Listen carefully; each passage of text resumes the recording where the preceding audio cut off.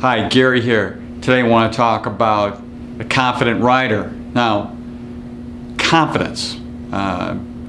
Change is a confidence killer, can be, but I'll tell you what, behavioral change is definitely a confidence killer. Now, when I talk about behavioral change, what do I mean? Well, think about back in the 90s when you'd come back from lunch and you have a few slips of paper on some phone calls that you missed, and then you return those phone calls. During that time, you had to switch over to email, which totally changed the way you responded to various people in your life and your business and so forth.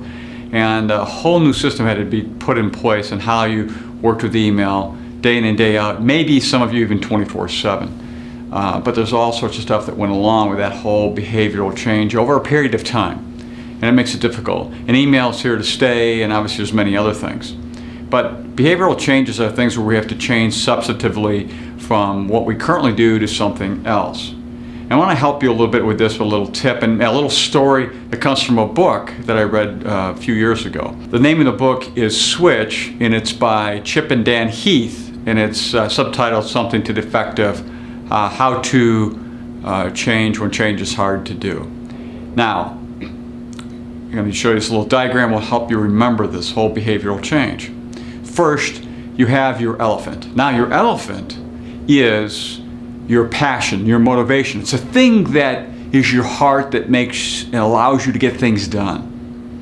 Second, you have the rider. Now, the rider is where you see, you direct, you understand. That's where you make all those decisions. And then finally, you have the environment. And the environment is that jungle out there that you're dealing with. So, how does this work? Well, if you just get motivated, your elephant will run around the world, poop all over the place, and just making a big, big mess. And really, nothing gets done. It's a lot of motivation and passion, but nothing else. If you're just in your rider, you're directing and understanding, you're reviewing stuff, you're analyzing, you're spending months and months and months trying to decide what you're going to decide what you're going to do.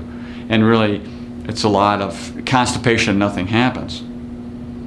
So finally, if you're directing the rider and you're motivating the elephant, but then you go into the environment and you jump into the jungle and the tiger's attacking you and the snakes are trying to bite you, you just say, forget it, this is too hard, I'm going to go back and do what I was doing before.